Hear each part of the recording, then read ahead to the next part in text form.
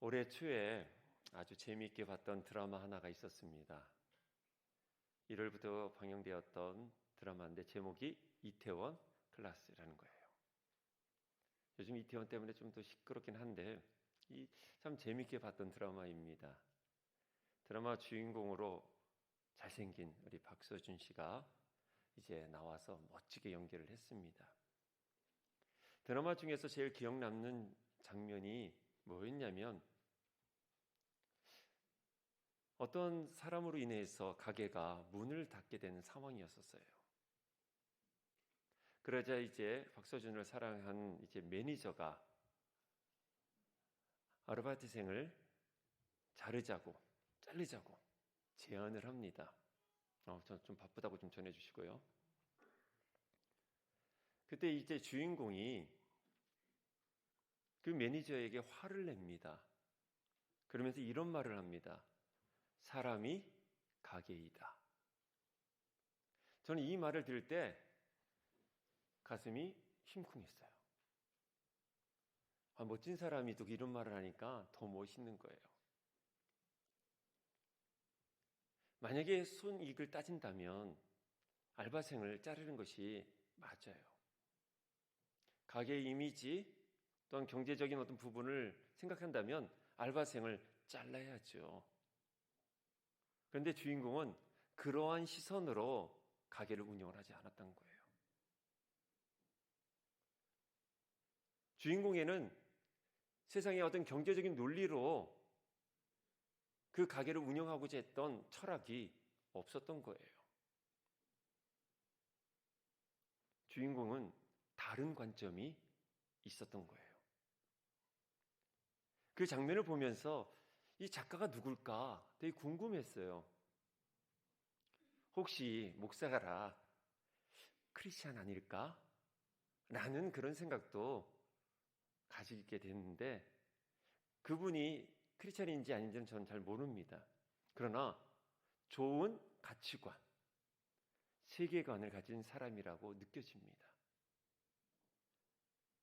물질주의가 팽창한 이 시대 속에서 돈의 단위로 평가하지 아니하고 사람의 가치, 존중을 하는 그 모습이 너무나 아름다웠어요.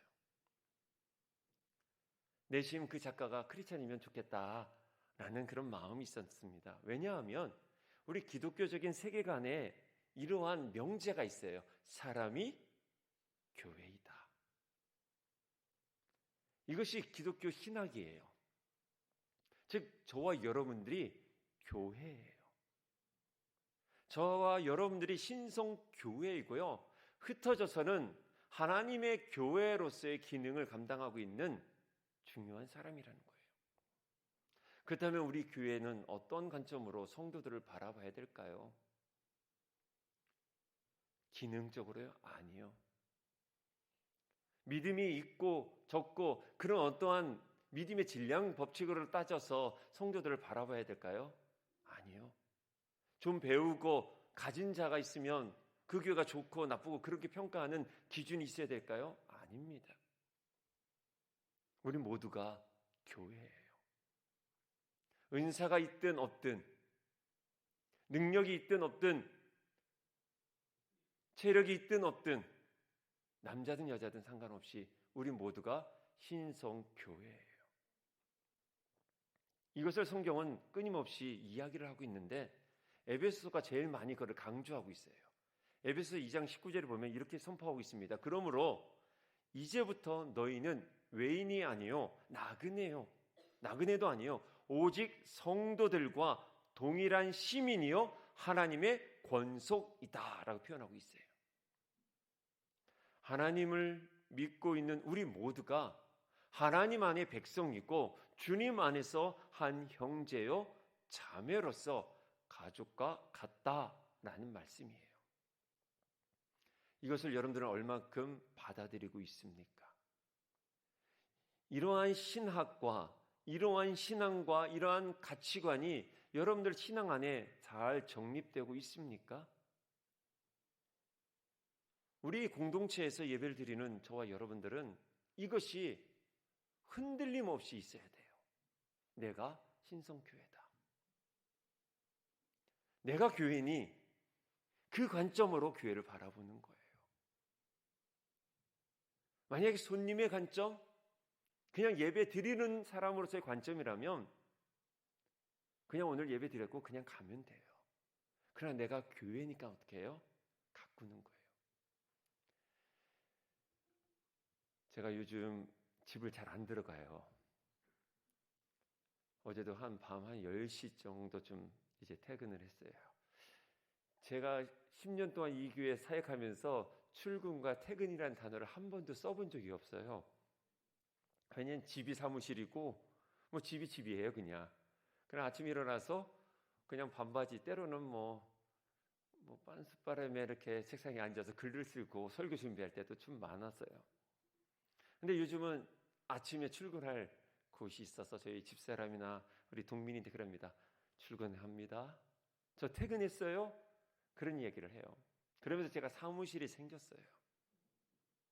오늘도 한 권사님이 어떻게 꽃을 이렇게 잘 가꾸냐 그런 얘기를 하시는데 매일 제가 화분에 물도 주고요. 화분을 들고 나가서 햇빛도 쬐게 해주고 방 청소도 가끔씩 하고 평상시에 제 사무실이었던 제 집은 정말 엉망이었거든요. 근데 내 사무실이 생긴 거예요. 그러니까 다른 관점으로 보게 되더라고요.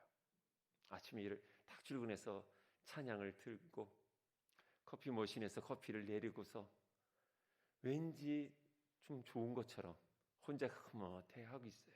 왜요? 내 사무실이니까. 마찬가지예요. 저희 동민이가 이제 사택이 이제 생겨서 자기 방이 생기니까 하루에 2-3번씩 집을 구경을 하고 해요. 변한 건 한 개도 없는데 가서 그냥 좋아합니다. 왜요? 내 방이 생기니까. 여러분들은 우리 교회를 내 교회라고 생각하십니까?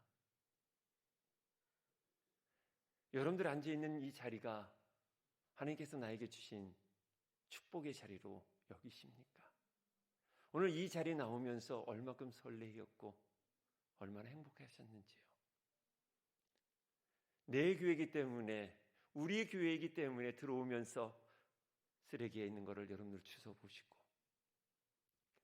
우리 교회니까 내가 있는 그 카페에서 차 한잔 마시면서 행복을 여러분들은 누리고 있는지요. 우리가 주님 안에서 한 형제여 자매인 가족 공동체라고 성경은 규정하고 있어요. 오늘 지체들 만나기 위해서 얼마큼 설레었습니까? 이 설렘이 있는 분은 바로 우리 교회, 나의 사랑하는 형제요 자매인 우리 지체들을 사랑의 눈으로 바라보는 것이에요. 몇 년 전에 친구 아버지가 돌아가셔서 문상을 갔는데 그 집안이 그 우리 친구 목사의 위로 누나가 3분이 계셔요. 근데 막내 누님이 그 자리에 안 계시더라고요. 저는 알고 있어요. 왜냐하면 이 친구가 목사지만 막내 누나가 이단인 흰옥수파에 빠져 있어요. 그래서 아버지 장례 때도 오지 않은 거예요. 왜냐하면 거기서는 이 장례에 못 가게 한다고 하더라고요. 장례 갈 시간에 기도해야 한다는 거예요. 코로나19가 심각할 때 신천지 이만희 씨가 인터뷰를 했어요. 그거 아마 다들 많이 보셨을 거예요. 근데 그 인터뷰하는 그 장소에 울부짖는 소리가 났었습니다. 인터뷰가 잘 안 들릴 정도로 울부짖는 한 여인의 소리가 있었는데 바로 그분의 딸이 신천지에 빠져서 집에 돌아오지 않고 있다는 거예요. 정말 간절하게 내 딸 돌아오게 해달라고 외치는 그 울부짐, 저는 그거 보면서 참 안타까웠어요. 왜 이단에 이렇게 빠질까요? 또 빠지면 이렇게 극단적이고 또 열광적인 그런 모습으로 삶을 살아갈까요? 말도 안 되는 행동을 하면서 왜 돌아오질 않을까요? 이 이단에는요, 가족 간이 편협성을 가지고 있어요. 예를 들어 신천지는 요한계시록에 나오는 14만 4천을 차면 예수님이 재림한다고 이야기를 하고 있었어요. 그래서 12지파를 만들어서 청주에는 마띠아 지파가 있어요. 기계공고 앞에 있는 곳이 이제 예전엔 교회였다가 센터로 바뀌고 저기 신전동에 크게 새로 졌죠. 그래서 12지파가 대전과 청주는 마띠아 지파로 작년을 포함해서 2년 동안 가장 급성장했던 지파가 이 바로 청주 대전 지역이에요. 14만 4천이 차면 예수님이 재림한다고 그랬던 그곳에서 지금 신천지의 성도가 20만 명 정도 돼요. 그러면 어떻게 벌써 넘었잖아요. 넘으니까 이들이 어떤 말을 하냐면 20만 명 중에서 진짜 14만 4천은 아직 안 찼다라고 말을 합니다. 그러면서 얘기하는 것이 뭐냐면 정성을 다해서 헌금을 해야 하면 14만 4천에 포함된다라고 이야기를 하고 있어요. 우리가 다 아는 것처럼 대구 사태에 있을 때 신천지에서 얼마를 냈습니까? 120억이에요. 그것도 현금으로. 세상에 이런 현금을 갖고 있는 교회가 얼마나 될까요? 거의 없어요. 그런데 한 번에 120억을 대구에다가 낸다고 했잖아요. 학자들은 이단이나 이 사이비를 다 족보가 있다고 이제 해석을 하고 있어요. 그냥 나온 게 아니라 신천지 같은 경우는 천부교를 만든 박태선 그 사람에게 배운 거예요. 서울 성대역 가면요 신앙촌이라고 가게가 있어요.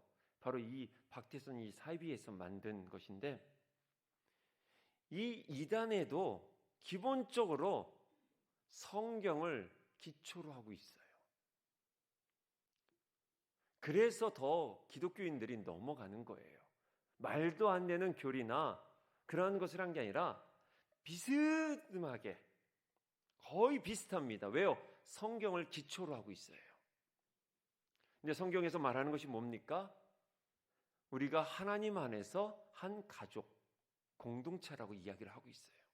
바로 신천지는 이것을 이용하고 있습니다. 이것을 아주 깊게 파고들고 있어요. 그래서 외로운 사람들, 그러한 청년들을, 그러한 사람들을 어떻게 해요? 포섭을 해요. 아주 오래전에 한 5, 6년 전에 신천지 노트를 제가 발견을 했습니다. 정확하게 이제 화문당을 통해서 제가 받게 되었는데 거기에 보니까 예를 들어서 민재이라는 한 사람을 두고서 7명이 다 관계를 가지고 있더라고요. 민재이가 어떤 사람인지 초등학교, 중학교, 고등학교, 대학교, 직장까지를 다 분석을 해서 거기에 관련된 사람들을 다 배치를 해놓은 거예요. 그러니까 빠져나갈 수가 없는 거예요. 그러면서 서로 사랑하는 것처럼 참 많은 관심과 또한 사랑을 줍니다. 그러고서 하는 것이 뭐입니까? 헌금 내게 합니다. 14만 4천에 들어갈 수 있도록. 그런데요, 기존 교회는 어떠냐는 거예요. 너무 지나칠 정도로 우리 공동체가, 우리 정상적인 정통 교회에서는 가족 개념이 매우 약해져 있어요. 신천지는요, 얼마나 서로 대동단결을 하는지 모릅니다. 각 지파별로 갖고 있는 끈끈한 게 있어요. 왜요? 가족 공동체이기 때문에 그래요. 그런데 사랑하는 여러분, 우리 정통교회는 가족을 얼만큼 그 공동체에 대해서 강조하고 있나요? 여러분들은 정말 이 교회에 대해서 가족 공동체라고 생각하고 계십니까? 신천지는요, 이 교회에서 떨어지지 않으려고요, 얼마나 발버둥한지 몰라요. 그 신천지 교회에서 나고자 되지 않으려고요, 얼마나 열심히 알바하고요, 전도하러 다니는지 몰라요. 왜요? 내가 그 공동체 안에 속해 있어야 되니까. 근데 여러분들은 어떻습니까? 이 교회에 대해서, 우리 교회에 대해서, 나의 교회에 대해서 얼만큼 애착을 갖고 사랑하고 섬기고 있습니까? 성경은 우리를 향해서 주 안에서 하나라고 기록하고 있어요. 성령 하나님도 하나 되게끔 우리와 함께 하신다고 그랬어요. 그래서 에베소 보면 교회도 하나요, 성령도 하나요, 몸도 하나요. 우리는 다 같이 하나님을 아바, 아버지라고 부르고 있는 거예요. 즉 예수 그리스도 안에서 우리는 한 형제요 자매라는 것이에요. 자, 그렇다면 가족 공동체는 무엇을 하는 곳일까요? 가족은 과연 뭐 하는 걸까요? 다른 것이 아닙니다. 공식적으로 사랑하는 곳이 가정이에요. 공식적으로. 이 말은 가족 안에 사랑하지 아니한다면 가족 공동체의 의미가 없다는 뜻이에요. 의학에서요, 참 재미있는 걸 제가 발견했는데, 사랑하는 사람이 서로 이렇게 사랑하는 사람들이 더 건강하다는 거예요. 사랑하는 사람끼리 이게 뽀뽀를 하면요, 생명이 연장이 된다고 하더라고요. 또한 침샘이 자극돼서 구강질병을 막아주고요, 좋은 호르몬이 나와서 건강해진다고 이야기를 하더라고요. 오늘 집에 가서 뽀뽀하십시오. 2차 세계대전 때 끝날 무렵에 이 부모를 잃은 고아들이 너무 많아서 이제 독일에서 고아원을 많이 지었어요. 근데 고아원 안에 어떤 실험을 했었냐면 그 심리학자들이 이런 테스트를 합니다. 고아원을 2개를 만들어 놓고서 한쪽은 아이들을 계속 마사지해주고 안아주고 축복해준 거예요. 그리고 이쪽에는 스킨십은 전혀 안 하고 먹을 것만 잘 줄 거예요. 이 아이들을 3년 뒤, 5년 뒤를 임상을 해보니까 스킨십을 잘해준 이 고아원 아이들은 건강하게 컸다는 거예요. 똑같이 먹을 것만 주고 스킨십을 하지 않은 이 고아원에 있는 아이들이 질병이 많고 심리적으로 많이 불안해했다는 것이 연구 결과가 있습니다. 가족은 어떤 곳이에요? 사랑하는 곳이에요.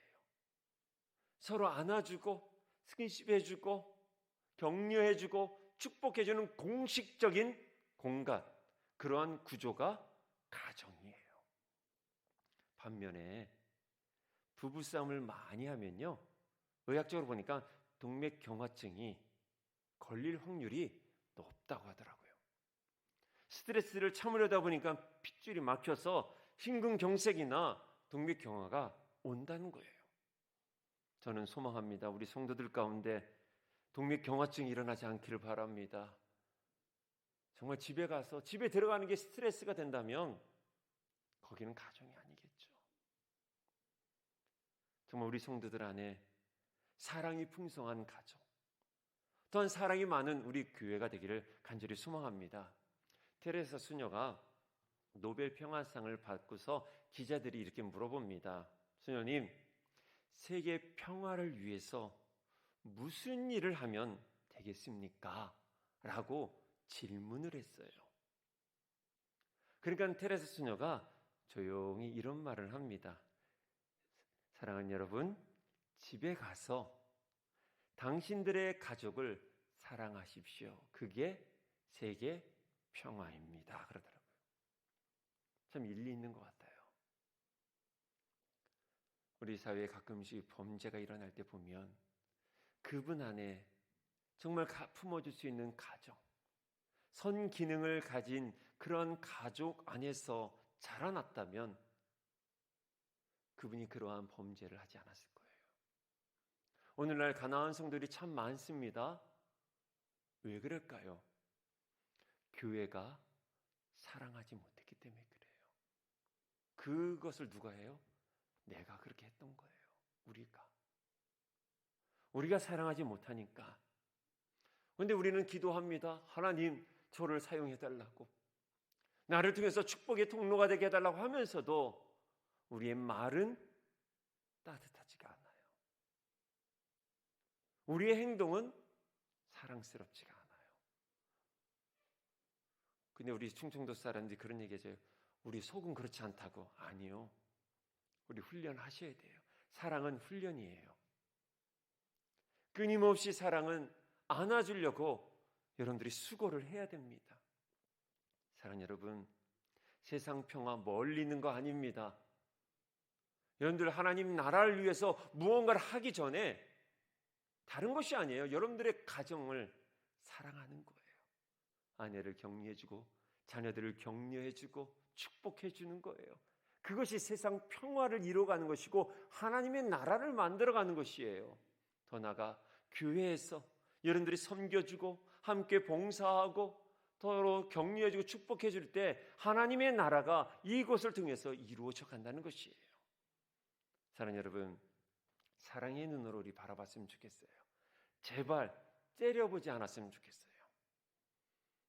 사모님 어디 계셔요? 저 째려보지 마시고요. 오늘도 아까 째려보셨는데 똑바로 보고 싶어요. 저는요. 여러분들 우리 집에서 제발 째려보지 않았으면 좋겠어요. 남자들은 그렇게도 잘 째려보지는 않아요. 여자분들이 이렇게 보는 때 남자들이 힘들어해요. 자녀들 여러분들 째려보지 않았으면 좋겠어요. 또 우리 자녀들은 부모님 눈을 좀 바라봤으면 좋겠어요. 핸드폰에 이러고 기치 말고 대화하고, 그리고 여러분들 부탁하고 싶은 것이 뭐냐면 상대방에게 지나치게 일방적으로 너무 많은 것을 강요하고 그리고 요구를 하지 않았으면 좋겠어요.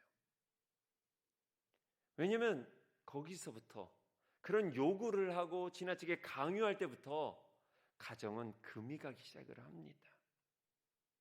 우리 먼저 사랑을 했으면 좋겠어요. 사랑은 희생입니다. 계속 내 것을 내려놔야 되고 내 것을 기꺼이 줘야지만 사랑을 할 수 있는 거예요. 공동체 안에서도 마찬가지입니다. 교회가 사랑이 없어? 아니요, 여러분들이 들어오면 돼요. 함께 하는 겁니다. 사랑은 일방적일 수가 없어요. 함께 상호 활동을 해야지만 사랑이 이루어지는 것이에요. 성도 여러분, 사람은 교회이지만 사람은 사랑입니다. 우리는 사랑 덩어리예요. 왜요? 하나님이 그렇게 만드셨어요. 하나님께서 만드신 근본적인 이유가 뭐냐면 사랑하라고 우리를 창조하신 거예요. 그래서 제일 먼저 가족 공동체를 만드셔서 사랑하라고 주셨고 그 다음에 교회 공동체를 만들어 주신 거예요. 가족 공동체와 교회 공동체는 똑같은 하나님께서 만드신 공동체이기 때문에 특징이 똑같아요. 서로 사랑하는 것이에요. 예수님께서도 이런 말씀을 하셨습니다. 요한복음 13장 35절에 보면 너희가 서로 사랑하면 이로써 모든 사람이 너희가 내 제자인 줄 알리라. 이걸 뒤집으려면 예수님의 제자는 뭐 하는 사람이에요? 사랑하는 사람이에요. 사랑하지 아니한다면 예수님의 제자가 아니라는 것이겠죠. 우리 서로 지체를 사랑했으면 좋겠어요. 근데 이 사랑이 참 힘들어요. 사랑한다는 게 얼마나 힘듭니까? 부부끼리도 힘들어요. 부모와 자식 가운데도 사랑하는데 힘들어요. 근데 남남인 예수님 때문에 만난 우리들 사이에서 사랑한다는 게 얼마나 힘든지 몰라요. 근데 그 힘듦을 어떻게 해요? 감수해야 돼요. 그래서 하나님께서 우리 교회 공동체 안에 서로 사랑할 수 있는 그룹을 만드셨어요. 지난 4월 마지막 주 창립주일날 제가 비전 선언문을 나누었습니다. 이 교회 비전 선언문 안에 보면 두 개의 그룹들이 나옵니다. 첫 번째는 대그룹인 예배 공동체가 나오고요. 또 하나는 소그룹 공동체가 나와요. 이 소그룹 공동체는 또 두 개로 나눌 수 있습니다. 가족 공동체와 그리고 제자 공동체입니다. 오늘 예배가 함께 모인 것이 대예배 공동체예요. 그러나 우리 교회 안에 월요일부터 토요일까지 보이지 않는 자그마한 공동체가 있는데 그게 바로 제자교육 공동체입니다. 제자교육을 통해서 어떻게 됩니까? 하나님을 사랑하는 법을 배우는 거예요. 그리고 이 공동체의 비전이 무엇인지 나누는 것입니다. 이것을 저와 여러분들이 계속 하고 있는 거예요. 앞으로도 계속 그럴 것입니다. 그리고 두 번째로 아까 말한 가족 공동체. 이거는 그냥 가족이 구성될 수가 없어요. 가족을 구성하기 위해서는요, 반드시 훈련이 필요합니다. 우리가 다 아는 것처럼 운전면허증을 가져야지만 운전을 할 수가 있어요. 그런데 너무나 놀라운 것은 가족이라는 공동체를 이끌어가는데 어느 누구도 훈련이 되어 있지 않아요. 자격증이 없어요. 얼떨결에 아빠가 됐고 얼떨결에 아내가 되었고요. 엄마가 됐고 아빠가 되어버렸어요. 그러다 보니까 너무나 서툴러요. 근데 너무나 기가 막힌 것은 서투르다는 것을 인정하지 않고서 가족을 드라이브를 걸어요. 넌 이렇게 해야 돼? 당신 이렇게 해줘야 돼? 계속 강요를 해요. 그러다 보니까 가정이 건강하지가 않아요. 근데 그 건강하지 않은 것이 어디까지 영향이 됩니까? 하나님이 만드신 똑같은 본질을 가진 교회에서도 그렇게 돼요. 여기서 이렇게 하니까 교회 와서도 이렇게 작용을 하다 보니 교회 안에서 다툼이 있고 어려움이 있는 거예요. 그래서 저희 교회는 매주 첫째 주 우리 정 목사님을 통해서 계속 상담 훈련을 받는 거예요. 훈련을 받으셔야 돼요. 그래야지만 하나님께서 여러분들에게 준 가정 공동체를 건강하게 만들어가고 그 다음에 제자 교육을 통해서 하나님을 맛보면서 교회 공동체를 이끌어갈 수 있는 것입니다. 이런 관점에서 정말 중요한 우리 교회의 기초가 되는 것이 무엇입니까? 바로 나무 공동체예요. 그리고 선교의 공동체입니다. 우리가 대그룹을 통해서 이 예배를 통해서 은혜를 받고서 그냥 간다면 어쩌면 이 은혜를 오랫동안 기억하지 못합니다. 그래서 이 은혜를 나무 공동체에서 그런 다음에 남녀 선교의 공동체를 통해서 은혜를 나누는 거예요. 나는 이렇게 살겠습니다. 나는 오늘 말씀에 이런 은혜를 가지고서 한 주간을 이렇게 살겠습니다. 서로 나누는 것입니다. 그 속에서 아픔도 나누고 기도 제목도 나누는 거예요. 부끄럽지 않아요. 가족끼리는 부끄러운 게 없는 것이에요. 그리고 가족끼리는 흠을 보지 않습니다. 그것이 건강한 가족이고요. 건강한 교회인 거예요. 사랑하는 여러분, 우리가 함께 나누고 기도 제목 가지고서 아유 저 집사님 저거 가지고 기도해? 이렇게 흠을 잡으면 안 되고요. 그게 기도 제목이야? 라고 말해도 안 돼요. 사랑하는 여러분, 우리가 이렇게 오픈하고 함께 은혜를 나누려면요, 서로를 신뢰해주고 용납해줄 수 있는 자세를 가지고 있어야 돼요. 여러분들 자녀들이 집에 와서 대화를 안 하는 이유가 왜 그렇습니까? 라떼 때문에 그래요. 우리 어른들이 라떼를 너무나 좋아하셔요.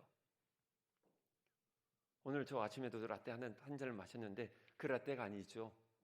부모들이 뭐라고 합니까? 라떼는 교회 오니까 어른들이 라떼를 너무 찾아요. 그러니까 젊은 성도들이 움직이지 않아요. 가정에서 자녀들이 왜 입을 막습니까? 아빠 때는 이렇게 했어. 아빠는 영어 단어를 이렇게 외웠어. 열심히 빽빽이 하고서 얼마나 열심히 했는지 몰라. 너 그러면 안 돼. 이러니까 아이들이 어떻게 해요? 라떼 많이 드세요. 나는 코코넛 하나 먹겠습니다. 그러고 하고 있는 거예요. 사랑하는 여러분, 가족은 기본적으로 들어줘야 되는 공동체예요. 지체들이 아프다 할 때 답을 주지 말고 들어주고 공감해주고 아파해주는 거예요. 근데 우리는 어떻게 해요? 기도 안 해서 그래. 성경에는 이렇게 나와 있어. 이렇게 이야기하니 어떻게 해요? 할 말이 없는 거예요. 답을 모르는 사람이 누가 있겠어요? 다 알아요. 근데 우리가 먼저 그렇게 이야기를 하니 자녀들이 입을 닫아버리고 지체들이 나무 모임과 또한 선교 모임과 이런 사역 모임에 참여를 안 하는 것 같습니다. 사랑하는 여러분, 우리 공동체가 이것을 더욱더 용납해주고 받아들여서 지체들 간에 서로 아픔 또는 기쁨, 행복을 나눌 수 있는 건강한 교회 되기를 간절히 소망합니다. 그러기 위해서 주일 예배만 드리고 가시는 분들에게 제가 조심스럽게 질문을 해봅니다. 정말 여러분들은 믿음이 성장하고 계십니까? 이 예배를 드리는 이 교회를 정말 많이 사랑하고 계십니까? 이것에 여러분들 한번 대답을 해주셨으면 좋겠어요. 예배만 드린다면 은혜는 받을 수 있지만 나눔이 없고 사랑을 하지 못하는 것입니다. 소그룹은 바로 사랑을 나누고 사랑을 실천하는 장소입니다. 저는 앞으로도 제 목회의 방침은 흔들림이 없을 것 같습니다. 그게 뭐냐? 예배는 한 번만 드리자라는 거예요. 교회를 짓고서 많은 목사님들이나 장로님들이 교회 방문하시면서 그런 이야기를 해요. 이야, 신성교회 이제 부흥돼서 1부, 2부, 3부, 4부 드리겠네? 아니요. 저는 한 번만 드릴 거예요. 왜요? 공동체니까. 가족 공동체니까. 정말 서로 얼굴을 보고 미소 짓는 교회가 됐으면 좋겠어요.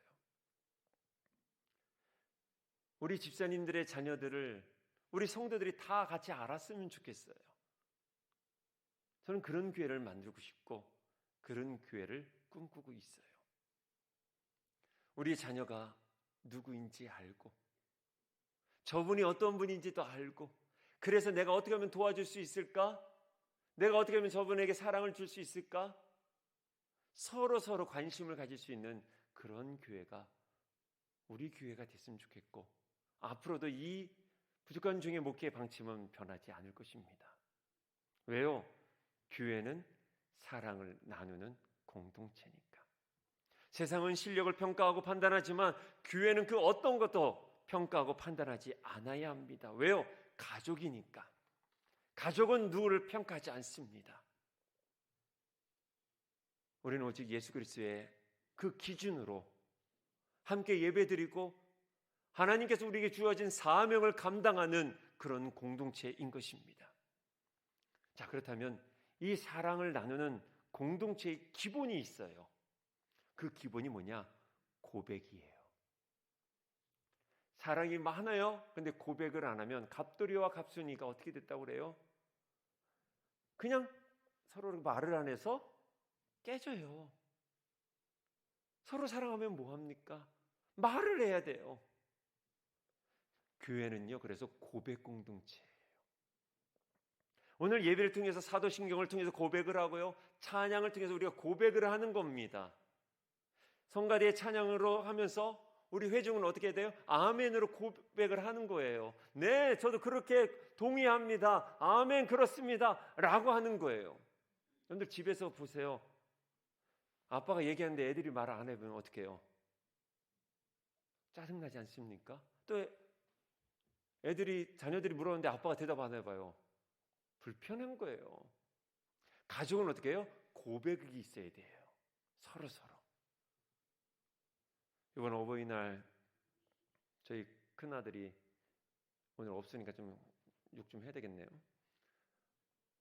어버이날 기대를 했습니다. 이제 대학교 2학년이잖아요. 가끔씩 알바도 하더라고요. 그러면 주머니가 좀 생기는 거 아닙니까? 그래서 내심 기대를 했어요. 친구 목사들이 연락이 옵니다. 야, 우리 아들이 이거 보냈다? 우리 딸이 이거 했다? 아무것도 안 오기 시작하더라고요. 내심 조급함도 있는데 드디어 전화가 왔어요. 아빠, 응, 그래 아들. 오늘 어버이날인데 그동안 키워주셔서 고맙습니다. 그래 그렇지. 예, 용돈 좀 보내주세요.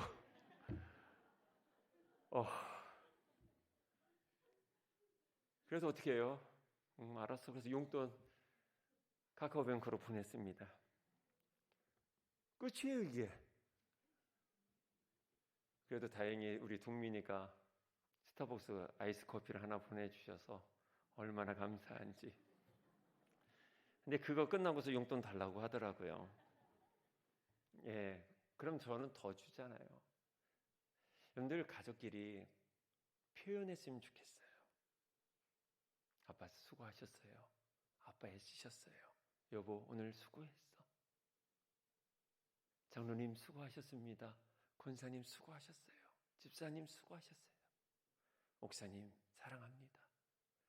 교회 와서 무엇을 말하겠습니까? 이거 말하는 거예요. 왜 이거 안 고쳤어?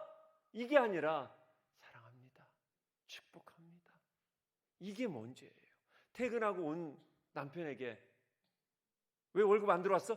이거 얘기하면 집 다시 나가고 싶거든요. 학교에서 애쓰고 온 자녀들, 좀 고3들 이제 공부하잖아요. 마스크 쓰고 공부하면 얼마나 힘듭니까? 오자마자 엄마가 하는 말, 빨리 들어서 공부해. 이거 아니잖아요. 세상에서 지쳐서 주님의 은혜를 사모하고 오는 성도들한테 목사가 왜 기도 안 하십니까? 라고 해봐요. 그게 나오겠습니까? 여기 오는 기분이 뭐예요? 사랑합니다 하는 거예요. 오늘 성가대에 찬양을 했어요. 그런데 제가 마음이 너무 아파요. 그때 호흡이 좀 딸리더라고. 삼겹살이라도 사드려야 될 것 같아요. 제가 곧 사드릴게요. 처음에 호흡을 너무 세게 하다 보니까 끝에 올라갈 때 좀 딸리시더라고요. 근데 딸리는 이유가 있어요. 제일 많이 애쓰시잖아요. 연습 많이 해요.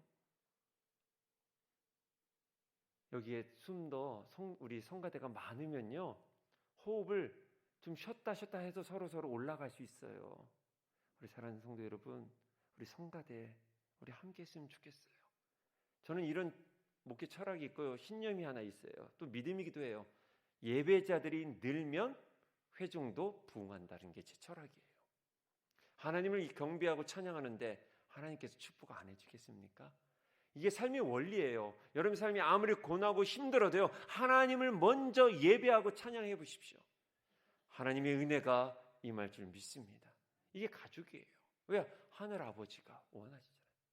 여러분들 집에 있고 또 교회 처음 나와서요, 하나님 힘들어요. 그것보다는 하나님을 칭찬해 드리는 거예요.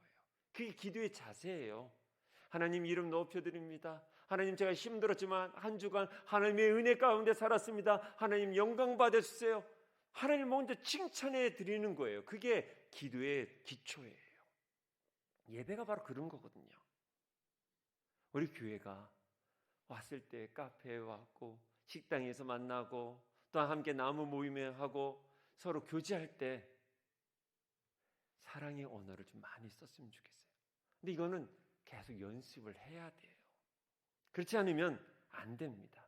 정말 함께 모여서 축복합니다, 사랑합니다, 이런 고백을 하고 그런 고백을 통해서 나도 모르게 우리의 심령이 회복되어지는 것을 우리는 알고 있잖아요. 사랑 여러분, 내 주장, 내 고집이 아닌 사랑의 호흡이 쌍방으로 일어날 수 있는 우리 공동체 되기를 간절히 소망합니다. 자, 그렇다면 왜 이렇게 소그룹을 강조해야 되는가? 그 이유가 있어요. 첫 번째로 하나님이 소그룹이시기 때문에 그래요. 오늘 제목이에요. 하나님이 소그룹이시다 그래요. 하나님 본질 자체가 삼위로 되어 있어요.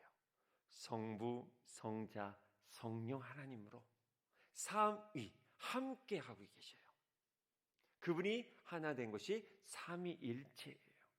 하나님은 혼자 사역한 적이 한 번도 없습니다. 창세전부터 지금까지 하나님은 함께 사역을 하셔요. 우리의 형상대로 우리를 창조하신 거예요. 삼위일체 하나님의 가지고 있는 본성으로 창조하시고 지금까지 역사하고 계신 거예요. 그리고 하나님의 속성이 뭐예요? 사랑이에요. 하나님은 사랑이시죠. 근데 사랑은 혼자 못해요. 사랑은 절대로 혼자 할 수 없는 거예요. 그래서 예수님이 이 땅에 오셔서 어떻게 합니까? 예수님이 하나님이시잖아요. 혼자 다 할 수 있어요. 오병이요? 그거 못하겠습니까? 근데 어떻게 해요? 제자들에게 음식을 구해와봐라. 그런 이야기도 하셔요. 제자들을 부르셨죠. 둘, 셋씩 짝지어서 복음을 증거하라고 했죠. 병도 고쳐보라고 하셨죠. 제자 교육을 끊임없이 공생의 기간 동안 하신 것이 바로 성자 예수님의 사역이었어요. 예수님도 소그룹 훈련을 시키셨고 소그룹에 대해서 아주 중요하게 여기셨어요. 예수님이 또 이런 말씀하셨죠. 두세 사람이 모인 곳에 내가 함께 하겠다고. 소그룹을 강조하신 거예요. 저는 우리 공동체의 모든 성도들이 주일에 말씀을 들으러 온 것이 아니라 예배를 드리는 것에 끝나는 것이 아니라 예배를 드린 것을 나눌 수 있는 성도들이 되기를 간절히 소망합니다. 왜냐면요, 시편 133편 1절에 이런 말씀이 있습니다. 보라, 형제가 연합하여 동거함이 어찌 그리 선하고 아름다운 것. 함께하는 것이 아름답다는 거예요. 어제도 교회 청소를 하는데 우리 참 지체들이 나와주셔서 함께 해주시니까 너무 감사해요. 어제도 청소한 다음에 뒤에 공원에 벽돌이 참 많이 쌓여있어요. 몇백 개가 쌓여 있었어요. 그런데 한 20명 가까이서 하니까 우리 교육자들이 그거 하는데 거의 1시간 반을 노동을 했었거든요. 근데 우리 함께 하니까 흥분하고 너무 빠르게 일을 했어요. 함께 한다는 것은 이렇게 아름다워요. 함께 한다는 게 처음에는 어렵고 불편하지만 우리가 예수 그리스도의 만지심으로 인해서 서로를 양보하고 서로를 조정을 하면요, 아름다움이 나타나게 되어 있어요. 또한 지금 우리가 얼마나 힘들 때입니까? 근데 성경은 우리에게 이렇게 말씀하고 계세요. 야고보서 5장 16절에 너희 죄를 서로 고백하며 병이 낫기를 서로 기도하라. 서로 기도하라는 거예요. 사랑하는 여러분, 여러분들은 중보 기도자가 얼마나 되십니까? 나를 위해서 기도하고 있는 중보 기도자 네트워크를 얼마큼 형성하고 계십니까? 사랑하는 우리 청년 여러분, 매주 우리 청년들끼리 서로 기도하고 서로를 격려해주고 계십니까?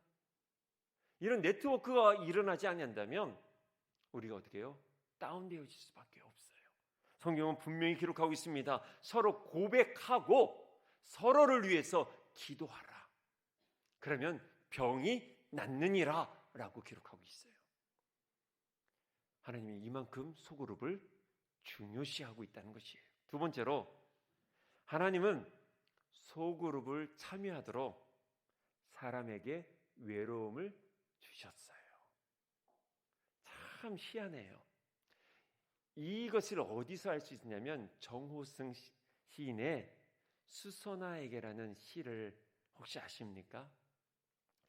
양희은 씨가 이것을 가지고 노래를 또 쳤어요. 한번 집에 가서 한번 들어보세요. 시가 이렇게 시작이 되어집니다. 울지 마라. 외로우니까 사람이다. 살아간다는 것은 외로움을 견디는 일이다. 공연이 오지 않는 전화를 기다리지 마라. 눈이 오면 눈길을 걸어가고 비가 오면 빗길을 걸어가라.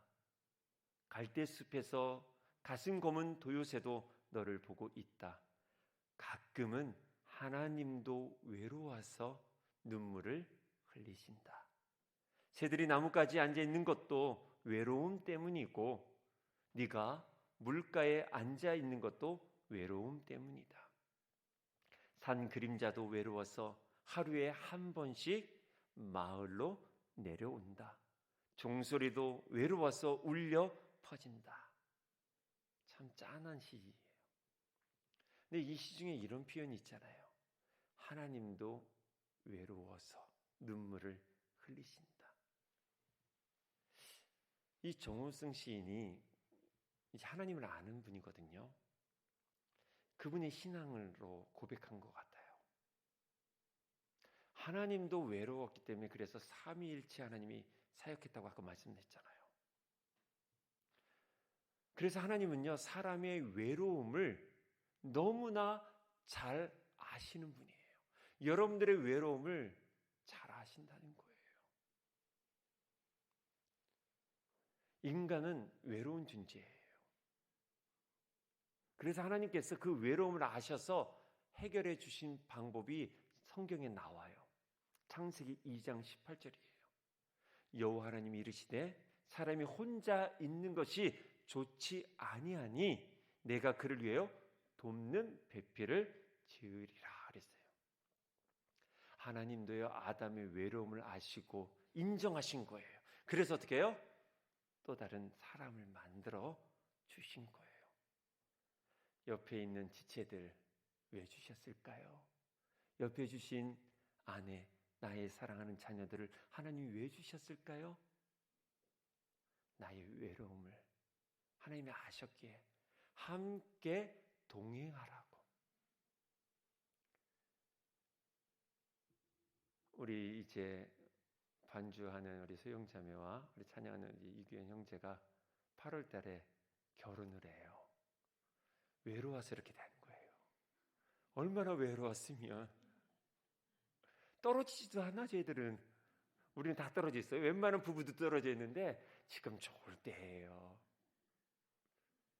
외로워요. 우리가 본질 자체가 외로워요. 특히 50대니까 더 외로움을 느껴지더라고요. 인간은요, 외로운 존재예요. 그래서 하나님께서 배필을 주셨어요. 가족. 그런데 왜 엄한 데서 그를 채우려고 그래요? 신앙도 우리는요, 이 공동체에서 우리는 그것을 채워가야 되는 거예요.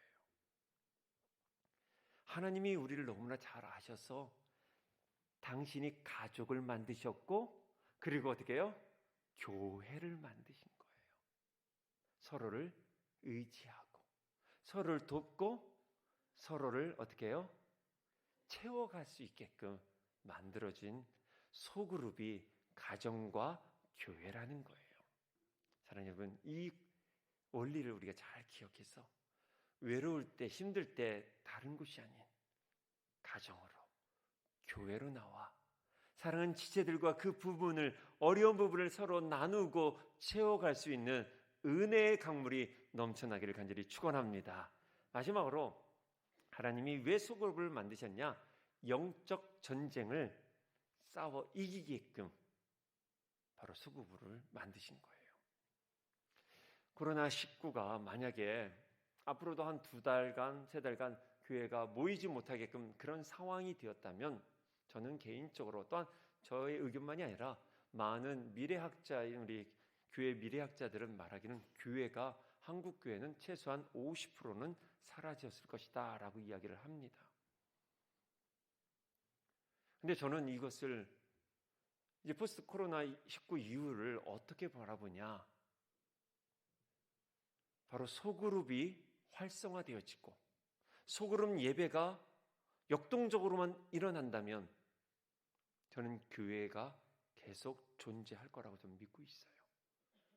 코로나19로 인해서 여러분들의 가정 예배가 회복이 됐습니까? 아빠가 제사장으로서 말씀을 선포하고 계십니까? 앞으로 이런 전염병은 더 많이 나올 거예요. 그때마다 교회 안 나오시겠습니까? 아니요. 가정도 교회입니다. 정말 1시간 예배를 가정에서 거룩하게 드려야 됩니다. 그리고 저는 또 제안하는 것이 나무 모임은 가능하다는 거예요. 이 넓은 곳에서 사랑 숲이 예배를 주중에 드리는 거예요. 소그룹에서 예배를 드리는 겁니다. 나무 리더가 하나님의 말씀을 대언하는 거예요. 저는 이것이 앞으로 우리 교회가 더욱더 구체화시키고 활성화해야 될 저희 교회의 방향입니다. 예배는 원래 본질적으로 모여야 되는 것이에요. 신앙은 공동체성을 띠고 있습니다. 그래서 이 공동체에서 떨어지면 신앙도 떨어지게 되어 있어요. 그래서 계속 모일 수 있게끔 만들어야 되는 것이 뭐냐? 바로 소그룹이에요. 오늘 본문에 분명히 이렇게 기록되어 있습니다. 한 사람이면 패하거니와 두 사람이면 맞설 수 있나니 세 겹줄은 쉽게 끊어지지 아니하리라. 혼자 신앙생활하면요 패할 수 있습니다. 가족 공동체에서 예배드리는 한계가 있습니다. 그렇다면 나무 공동체가 모여서 예배를 드리면 되는 거예요. 나무 공동체가 모여서 예배드리다가 그것도 힘들면 어떻게 됩니까? 숲 공동체가 함께 모이는 것이에요. 숲이 최대한 30명이거든요.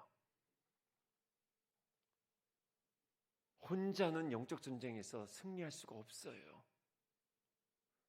두 사람이라면 어느 정도 싸울 수 있어요. 그러나 세 사람 이상 소그룹이 되면 그 힘든 영적 전쟁도 그 싸움도 우리는 반드시 승리할 수 있는 것이에요. 왜요? 동역자가 있으니까. 나를 위해서 함께 기도하고 있는 기도의 삼겹줄을 가지고 있는 지체들이 있어서 나를 우겨싸고 나를 지켜주잖아요. 이것이 하나님께서 우리 공동체 안에 끊임없이 주고자 하시는 소그룹의 이유인 것이에요. 함께 소그룹이 있어야 믿음이 힘들 때 도움을 받을 수 있는 거예요. 여러분들 도움 받으려면 반드시 기억해야 될 것이 또 하나 있어요. 아야선을 표현하자는 거예요. 목사님, 집사님, 저 아파요 라고 하셔야 돼요. 집에서 아픈데 혼자 끙끙 앓지 마시고 엄마 아파 할 때 엄마가 의사가 돼주는 거예요. 저는 종합병원보다도 저희 아내를 더 믿어요. 제가 아프다 하면 저희 집사람은 어떻게든지 저를 낫게 하려고 노력을 해줘요. 근데 제가 말을 안 하면 안 되는 거예요. 알아서요? 그러면 일어날 수 없어요. 교회 신앙생활에도 내가 아프면 믿음이 흔들리면 아야 하셔야 돼요. 우리 뜨거운 물이 손에 딱 대면 어떻게 해요? 아 뜨거워 하잖아요. 그것처럼 내 믿음이 흔들면 나무 리더들에게 리더님 저 아파요. 저 힘들어요. 저 사랑받고 싶어요. 말을 하는 거예요. 왜 사랑을 안 줘? 왜 신방을 안 와? 아니요. 손을 드는 거예요. 그럴 때 가족이 되는 거잖아요. 앞으로 우리 교회는 더 소그룹을 더 중시할 겁니다. 우리 성도라면 반드시 모든 소그룹의 나무 모임에 들어가셔야 돼요. 또한 남녀 선교회 모임에 함께 참여하시고 또한 교회 공동체 안에 사역 소그룹이 있습니다. 그곳에 여러분들 참여해 주십시오. 혹시 쑥스러우면 저한테 말해주면 제가 연결을 더 해드릴게요. 또한 저희 교회는 이 소그룹 리더에게 더욱더 소망을 품고자 합니다. 저는 여러분들이 소그룹 리더들이 되기를 소망합니다. 그래서 성령의 열매처럼 저희들 공동체 안에 지금 믿음, 소망, 사랑, 화평까지 있어요. 그리고 청년들 온유, 우리 중고등부랑 아동부 빼고 저는 이것이 더 확장돼요. 여러분들이 리더가 되어서 가족 공동체를 구성해가는 그런 믿음의 대장부들, 가장들이 되기를 간절히 축원합니다. 사랑하는 여러분, 저는 이제 코로나가 정말 다 사라져갈 때 우리 교회의 기초인 나무 리더들을 말씀으로 축복해주는 대신방을 가지려고 합니다. 말씀으로 격려하고 축복 기도해주면서 이 공동체의 뿌리가 되는 리더들을 세우고자 합니다. 남녀 선교회 리더들을 축복하고자 합니다. 또한 사역 팀장들을 축복하고자 합니다. 우리 청년부 임원들을 축복하고자 합니다. 사랑하는 여러분, 우리 모두가 함께 리더가 되어서 함께 하나님의 나라를 만들어가 이제 앞으로 새로운 50년, 새로운 이 공동체를 통해서 하나님께서 계획하신 놀라운 은혜를 함께 참여하고 함께 기뻐하는 아름다운 가족 공동체 모든 구성원들이 되기를 주임으로 축원합니다. 여러분들의 가정과 일터 가운데 하나님의 은혜가 충만하기를 간절히 소원합니다. 기도하겠습니다.